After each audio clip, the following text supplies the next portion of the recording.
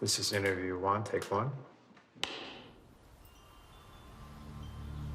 My mother, she used to sit in the window of the kitchen when she was making dinner on Sundays.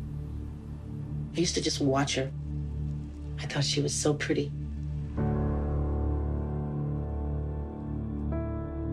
One day she wasn't in that window. She was never in it again. I wanted her to come for me. And I waited. She never did.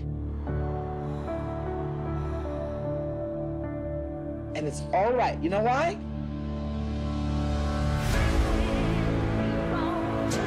I'm a girl from a cotton field that pulls myself above the destruction and the mistakes. And I'm here for you.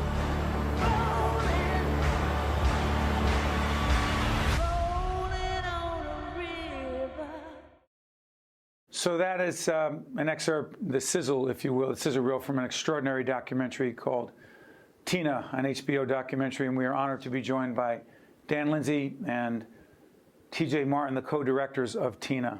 Gentlemen, thank you so much for told us. Extraordinary work. I told you before we went on the air, my wife Jennifer and I, along with millions of others, sat there mesmerized.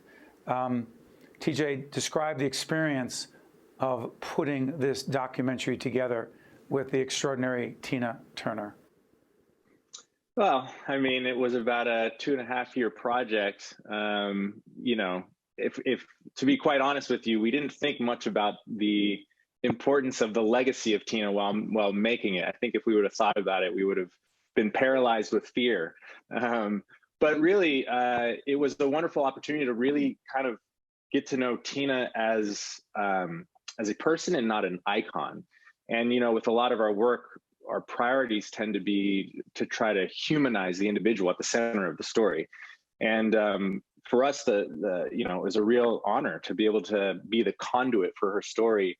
And you know, it was a real discovery for us to realize that, you know, in the process of her becoming this kind of symbol of resilience and strength, she really still, at this chapter in her life, still struggles with the trauma of her past. And that discovery was the thing that really informed the direction of the film.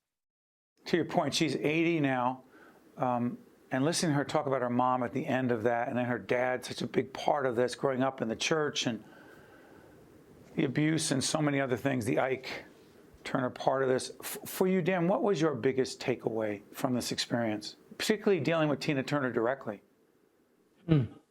Well, I think, you know, as TJ kind of alluded to, one of the big things was in first meeting Tina and getting an understanding that, you know, that the public had seen Tina in many ways as this symbol of strength and resilience, but the person we met was still very much struggling and processing a lot of the pain and trauma of her past. And, you know, at the time that was a revelation to us. And we've said that, you know, it probably shouldn't have been, because all survivors, through the rest of their life are making a choice every day to survive. And Tina Turner is no different. And so we wanted to try to capture that while telling her story. We wanted to tell it from her point of view so that we do arrive to a point where you realize that, you know, the Tina Turner that is sitting and living in this fabulous life in Zurich, Switzerland is still processing a lot of the pain and trauma of her past. Yeah, and the video content, the audio interviews, the Ike interviews, where, unless I got this wrong, he did not sound contrite, he did not sound remorseful. I didn't pick up any of that unless I misunderstood it. All of it is there. TJ, talk about that. How the heck did you get access to that stuff? Yeah. Well, I mean, we have to credit our archivist and co-producer Ben Piner. He's got a magic touch with archive.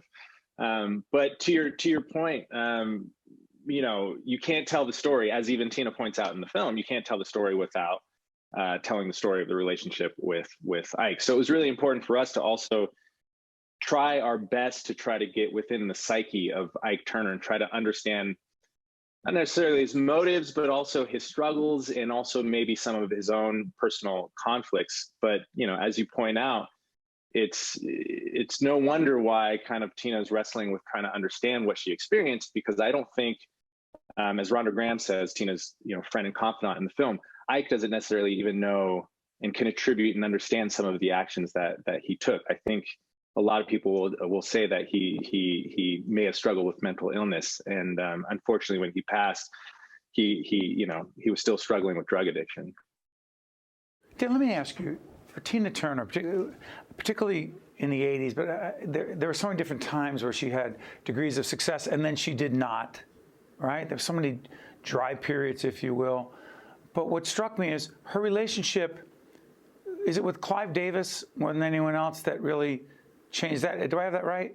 With Roger Davies, you mean? Roger, I got that wrong. Yeah. I'm sorry, So she connected with Davies in a way that, how did it change the trajectory of her career and her life? Well, that was Sorry for screwing that up, by the way. No, totally. I mean, unless Roger's watching, I think we're okay. But that period of her life was particularly interesting to us because in the kind of popular understanding, I think at least for TJ and I, she was with Ike. She left Ike, and then she had solo success. And by the way, not easy to leave Ike. Let's just say that. No. And to say the least. Good. I'm sorry. Yeah. But I think that 7-year period where, we kind of referred to it as Tina in the wilderness was really interesting to us because she had to find a means to survive. And the only way she really could do that was as a performer. That's what she had done. And so, yeah, I think with Roger, Tina was performing in the cabaret circuit and she was able to meet Roger, who was at the time managing Olivia Newton-John. And she begged him to come and see her perform. And I think, for Roger, it was just like anyone who sees Tina Turner perform. It's undeniable. It doesn't matter what she's doing. Even if, at the time she's performing quote unquote kind of cheesy cabaret tunes, you can't deny her as a performer. And I think Roger's role was really only to help the industry see that the amount of talent and possibility within Tina. And I mean, Tina herself owns the success that she has. Teacher, let me ask you this. I'm always fascinated. I've always been a fan, not just of Tina Turner, but also of so many other great artists who are referred to as divas, if you will, whatever the heck that's supposed to mean, starting with Aretha Franklin.